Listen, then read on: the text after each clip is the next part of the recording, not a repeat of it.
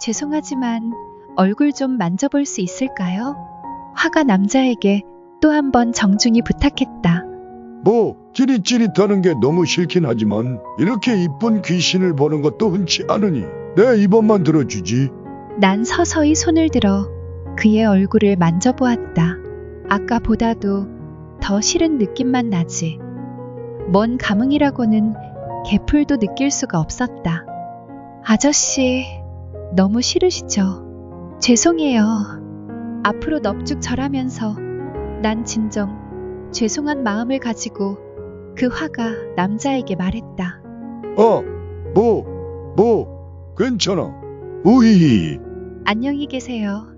하고 인사하고 나가려는 찰나. 잠깐 진짜 죄송하다면 말이지. 내 부탁도 하나만 들어줘. 아가씨가. 화가 남자는 나가려는 나를 붙잡았다. 첫눈 오던 날.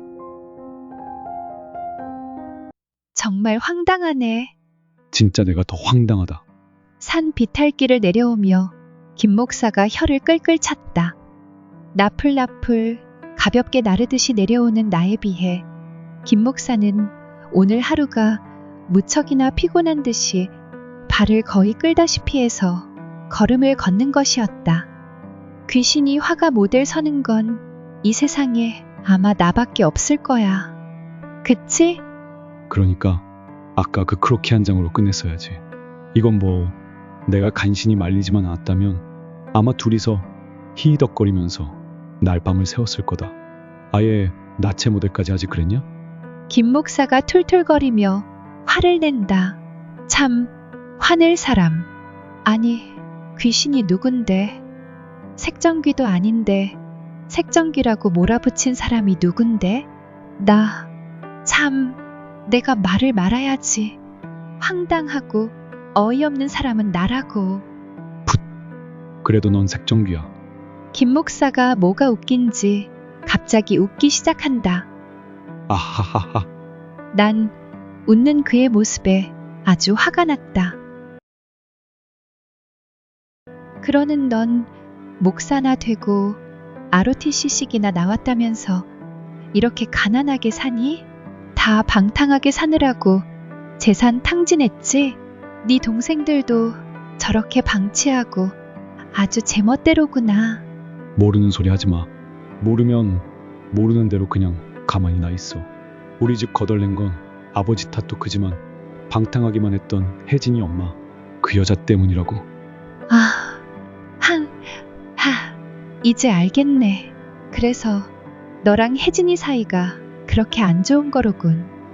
저기 저 좁고 허름한 낡은 판잣집에 불이 켜져 있다. 불쌍한 꼽추 여자아이와 그 아이의 동생인 어린아이는 지금쯤 무얼 하고 있을까?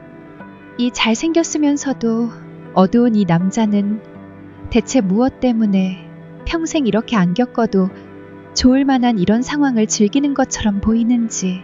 난 어두운 목사 남자의 옆모습을 바라보았다. 내가 어디서 왔는지, 누구인지도, 심지어는 내 이름조차도 망각한 초라한 귀신 따위인데도 불구하고 이 남자는 왜 이렇게 내 마음을 설레게 하는지. 이것도 과학적 연구와 실험 결과가 필요한 걸까? 목사 남자는 집에 돌아오자마자 그냥 쓰러지듯 누워서 잠을 자기 시작했다. 씻지도 않고 양말도 안 벗은 채 누워 자는 그의 뒷모습에 난 갑자기 옆방에 있는 어린아이들이 걱정되기 시작했다. 옆방으로 살며시 미끄러지듯 들어가자 조그만 아이인 혜영이는 잠들어 있고 꼽추 아이는 등을 잔뜩 구부린 채 무언가를 하고 있었다. 가만 가서 들여다보니 크레파스와 물감으로 방바닥에 그림을 그리고 있는 것이었다. 와, 너 그림 너무 잘 그린다. 진짜 예술인데? 아무 말 없이 그림 그리고 있는 혜진이는 내 말을 듣자 기분이 좋아졌는지 잠깐 실룩 하면서 웃음 비슷한 표정을 만들었다. 뭘 그리고 있는 거야? 눈 오는 거, 들판, 나뭇잎이 떨어지는 나무. 발음이 정확하진 않아도 대충은 알아들을 수 있게 혜진이가 중얼거린다. 아마도 하루 종일 아무도 상대하지 않고 방 안에서만 지내는 아이 같다. 사람 대하는 것이 몹시 어색하면서도 그리웠던 모양이다. 아, 참, 난 사람이 아니고 귀신이지만 혜진이는 장차 뭐가 되고 싶어? 혜진이의 얼굴을 쳐다보았다. 몸은 심한 꼽추에 선천적인 심각한 장애아이지만 눈빛은 반짝반짝했다. 더구나 입술은 심하게 말려 올라가 그 얼굴을 바라보는 것은 귀신인 나에게도 용기가 필요한 일이었다. 그림 그리고 싶어. 아, 그렇구나. 혜진인 화가가 되고 싶구나. 그런데 왜 방바닥에다가 그려? 도화지나 종이에다가 그려야지. 혜진이는 내 말을 듣자 고개를 푹 숙인다. 잠시 후 들어진 그녀의 얼굴에는 오직 증오의 눈빛만이 강렬하다. 안 사줘? 내가 묻자 고개만 끄덕이는 혜진이. 왜 오빠를 그렇게 미워해? 스케치북 안 사줘서 오빠 미워하는 거야? 내가 다정스런 어투로 물었다.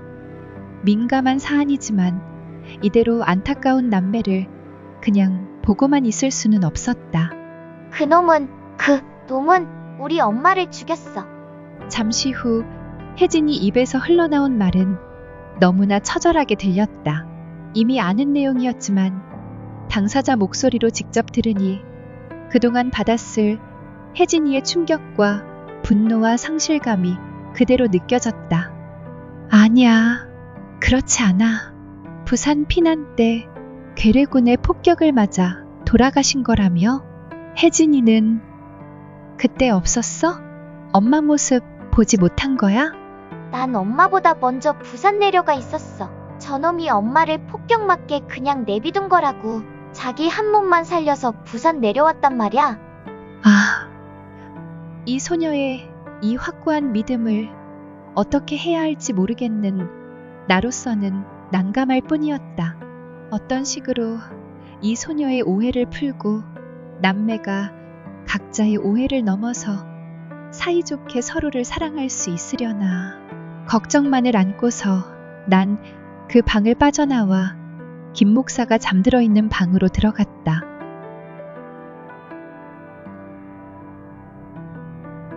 바로 그때 김 목사가 하면서 몸을 뒤척였다.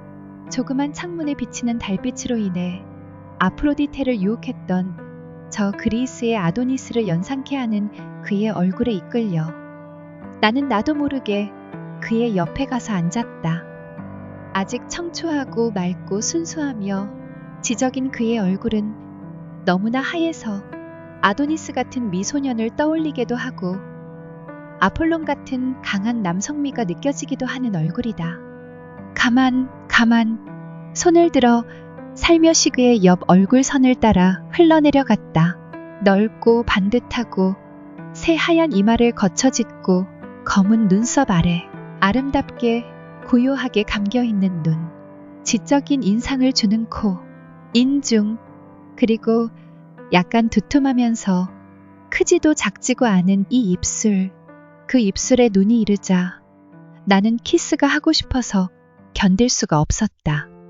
잠에서 깨우지 말고 조심스럽게 나는 살며시 그의 입술에 내 입술을 포개었다.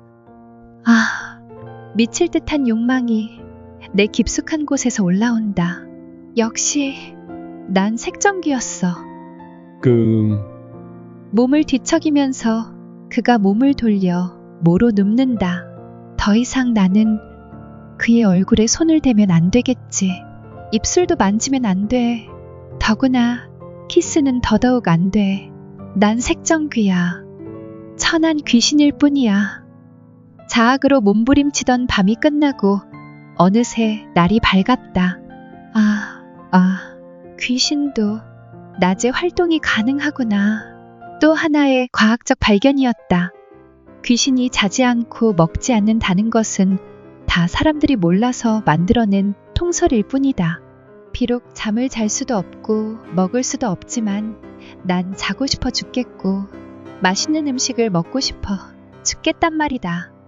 놀라웁게도 아침엔 김 목사가 일찍 일어나 김치찌개도 끓이고 밥도 해서는 두 동생들과 맛있게 아침을 먹는 모습을 난 우두커니 옆에서 보고 있을 수밖에 없었다. 김 목사는 설거지까지 깨끗이 해 치우곤 자기 방에 들어가 성경책을 읽기 시작했다. 김 목사야, 너네 집 지붕이 다 뚫려서 빗물이 줄줄 새는데도 넌 그냥 앉아서 성경책만 읽고 있을 거야? 지금은 묵상 시간이야. 조용히 해. 난 김 목사가 손에 들고 있는 성경책을 확 잡아 낚아채버렸다. 그 순간 찌지지지지르르 5만 볼트의 강한 전류가 나와 성경책 사이에 흘렀다. 내가 귀신이 아니고 사람이라면 그 강한 전류에 순간 시커멓게 타버려서 까맣 고기가 되어 지글지글 불타올랐을 것이다. 난 엄청나게 강한 전류압을 참아내며 그대로 한 손에 성경책을 쥐고 있었다. 난 어차피 한번 죽은 몸이니 또다시 죽지는 않을 것 아니겠는가. 야, 너 참 대단하다. 정말 대단해. 너같이 어둠의 존재가 성경이 주는 힘을 이기고 손에 잡을 수 있다니. 넌 정말 보통 귀신이 아니야. 핫핫핫핫. 저게 칭찬의 말일까? 날 비꼬는 말일까? 난 바보가 됐는지 이제는 저 남자가 하는 말이 칭찬인지 비꼬는 말인지 분간도 안 간다. 그냥 지금은 너랑 놀고 싶단 말이야.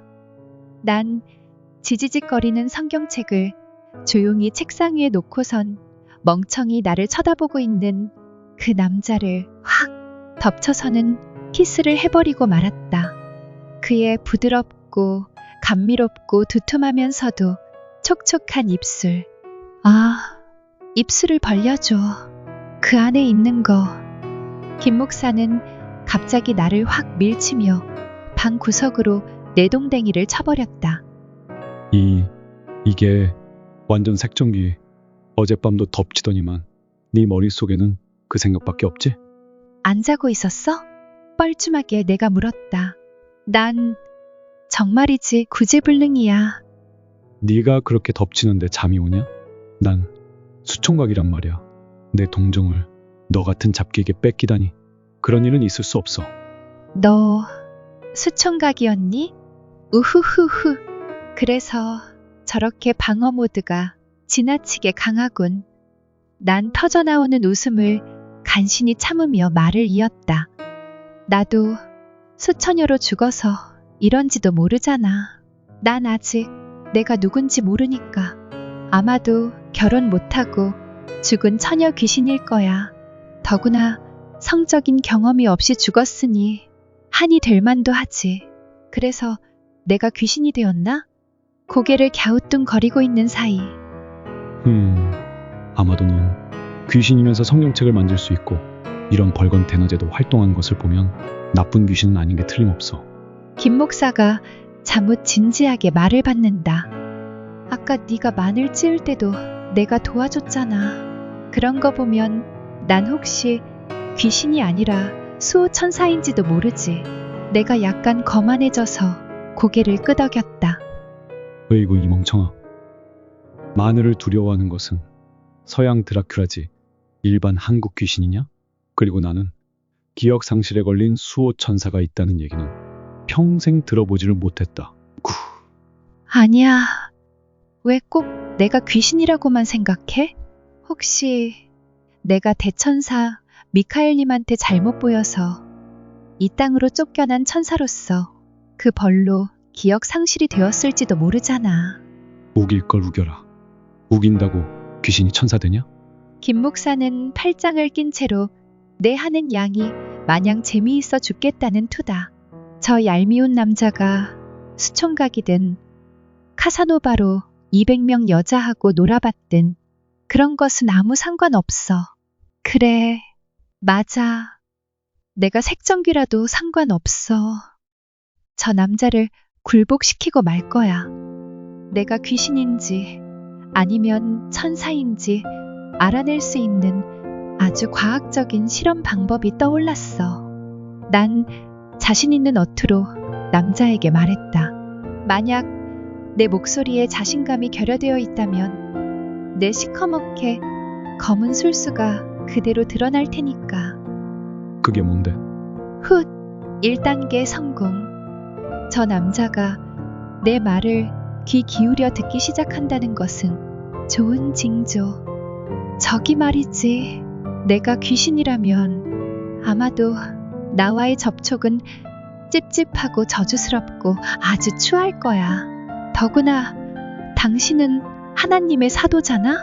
나 같은 어두운 음의 존재가 밝고 환한 양의 존재인 당신과 접목이 될 수 있겠어? 그래서 뭐 어쩌라고? 실험을 해보자는 거지. 뭘? 아까 하던 거.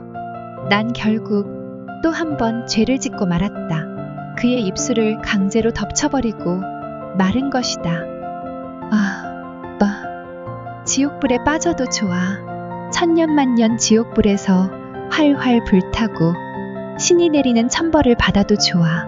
당신과 함께라면, 당신만 있다면 난 아무리 무서운 지옥도 무섭지 않아. 당신이 무서워하면 내가 전사가 되어 당신을 지켜줄게. 당신이 슬퍼하고 고독해하면 내가 광대가 되어 당신을 즐겁게 해주고 영원히 변치 않는 당신의 친구가 되어줄게. 악마가 당신을 욕심내면 내 모든 것을 걸고서라도 그것으로부터 당신을 지켜낼 거야. 우리는 키스했다. 그도 이번에는 반항하지 않았다.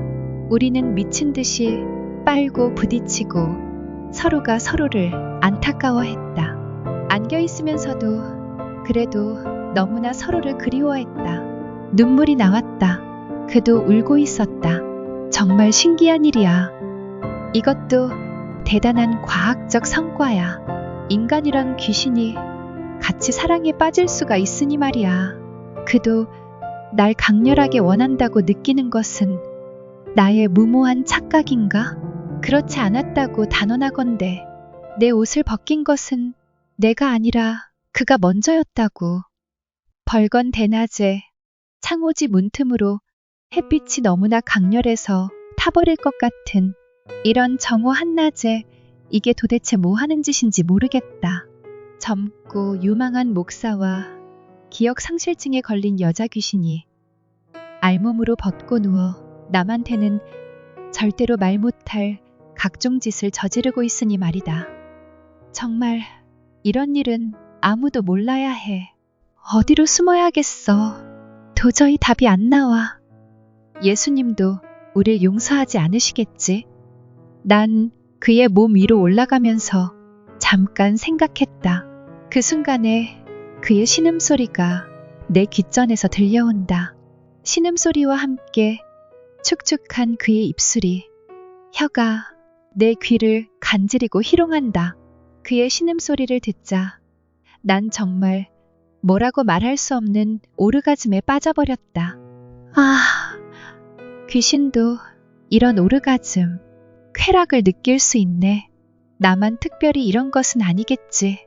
이것도 조금 더 연구해 봐야겠어.